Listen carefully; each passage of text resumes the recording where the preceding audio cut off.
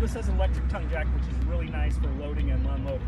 Also, your propane tanks are located right behind here. To access them, you just lift this right off, and then you can access it. There are 2 propane tanks, just like you would find on your barbecue grill. Right behind this is the battery. Hopefully you never need to get into that or anything, but it is located behind the propane tanks. As we come around, we're going to go through a few things. First of all, right here is a large storage area. This is where you're going to find all our gear, like your sewer hose, your electrical, power cord, all that kind of stuff is going to be in here. Also, if you got any additional add-ons or anything like that, those are usually located in this compartment. As we come around, we have a large awning. Just remember, awnings can be extremely delicate. If it's windy, rainy, stormy, anything like that, you need to close these up. They do not automatically close, so you want to make sure any inclement weather have them closed. They're really expensive to fix. They run about $1,700. That's if you can get them right now with the pandemic. As we come around here, you have your water fill. This is for your fresh water. All you do is you take your garden hose, you'll unscrew the cap, then you'll put it in here, fill it up, and then there's some gauges inside you want to monitor while you're filling it, and then when it gets to the top, you can go ahead and turn it off. Do not overfill the tank. That's not good. It could also cause things to back up inside the trailer and all that, so just make sure you're monitoring that as you fill it. Right here, this is the hot water heater exhaust. Just make sure this gets really hot. You don't want to be touching it or anything, but gear against it, and then this is just the back of the refrigerator. As we come around, we have the entrance to the RV. Anytime you're traveling, we like to have this closed over the door so the door doesn't pop open on you. To turn it, you just lift up, spin it, then you'll go ahead and open the door. Now these have the Sure Step system, which is really nice. These steps are awesome. So to access these, you're going to pull the lever here. There's a handle. You'll pull it, and then it'll swing down just like this. And then it touches. Now each of these legs are adjustable. There's a pin in them, so if you're on uneven ground or anything, you want to make sure you adjust those so it's level. Also, you do not want it to be too high because this would impede the door from being able to close. You want this to sit flush when you adjust your legs. And then when you go to close it, just make sure your door is completely open 180 degrees. And then you'll go ahead and lift it up and spin it around. If it's not open all the way, you can damage the door. If the door is not, if it's like this, you go to close it, you could tear the screen, or you could damage the metal siding here. So just make sure you're being really careful when you're operating the stairs, that this is up out of the way. Don't get in a hurry and then just try to slam it shut and then the door's in the way. And then like I said before, when you're traveling, you want to close it, pop this guy over, and you're good to go. There's a little outdoor kitchen area. There's a sink in here. There's no cooktops or anything like that. This is just like a prep area. You can set up a grill here. We do rent grills if you want to rent one of those. But this is just kind of more like a prep area with a little table. As we come around the back, hopefully you don't need it, but there is a spare tire. It's located here. So if you ever need it, it is here. We do recommend you check that air pressure before you leave town as well. Okay. As we come around, you have the jack system. These are electric jacks, which are really nice. All you need to do to operate them is hold them down. It says hold it up, which is extend, and then down is retract to bring them up. Now, a lot of times they don't come down together. One side might come down, and then the other side may follow. So just make sure you look when you're all done that they both come down and touch the ground. Like they don't operate in sync. Usually they're one comes down, then the other comes in. This is your power plug. This is where you'll plug in. Just so you know, it is a 50 amp service, and then there is a cord that's included. You do have your city water connect here, and then you have a tank flush here for flushing out the tank if you're dumping. There are a couple of sewer and gray water pull valves on this unit. Right underneath here, you'll see there's 2 of them. One says sewer connect, the other says wastewater, okay? Just make sure you go ahead and hook this on, and then as you can see, this valve is pulled down.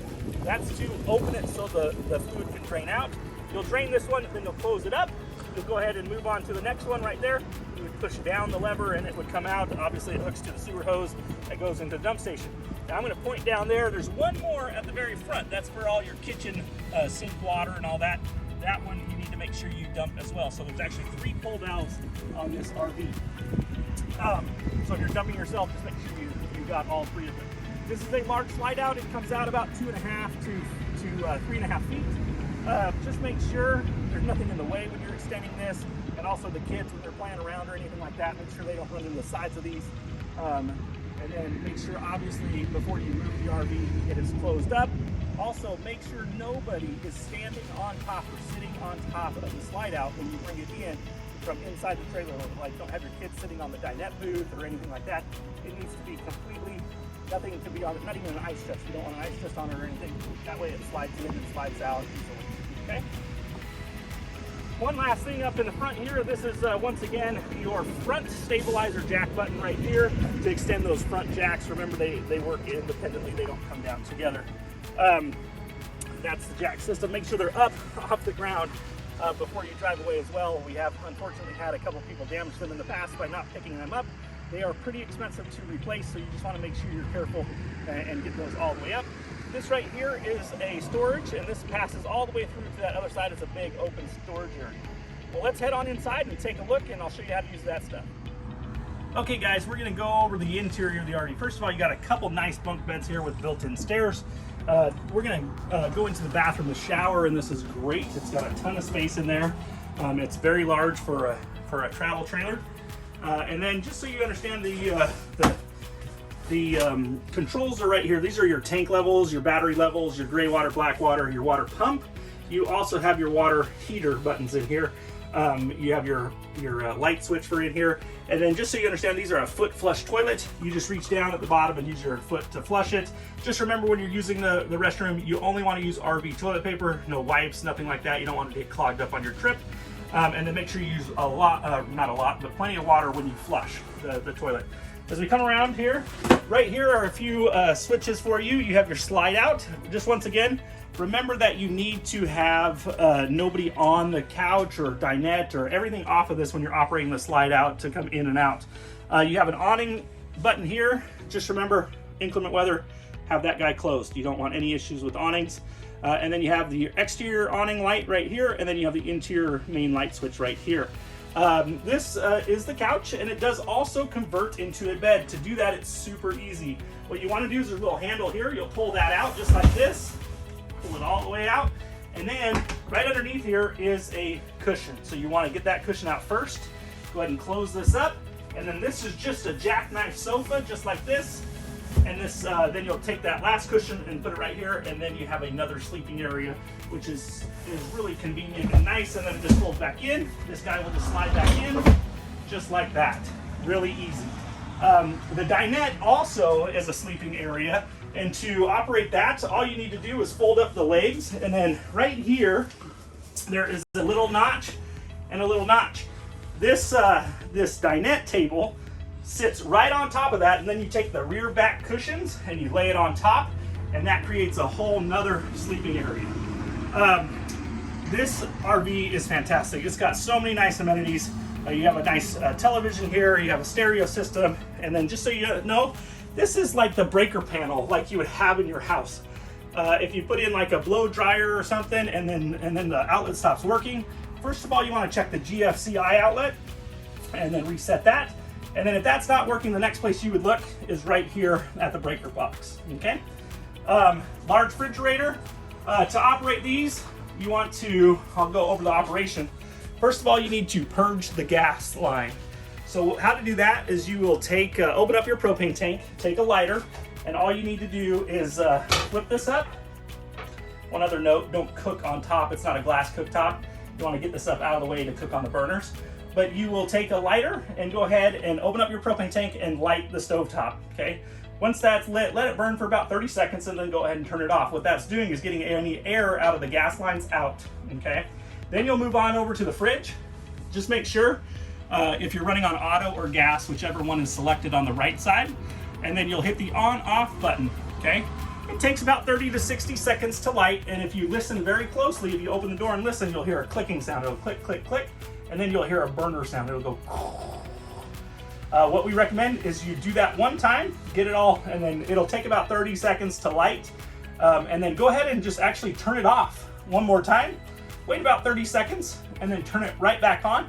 It's gonna reset and relight, and now it won't take 30 seconds. It usually takes about 3 seconds. It'll go, right away. So what you want to do is just make sure you get all that gas out of there. One last thing is if the fridge isn't feeling very cold but the freezer's frozen, there's a little slider right here which is the temperature control. If you're going down a really washboard road or something that rattles, these guys can actually rattle down like this, and then your fridge stops being cold. So you want to go ahead and double check that, make sure it's up all the way. See that little guy right there? That's like a thermostat control, and then you're good to go.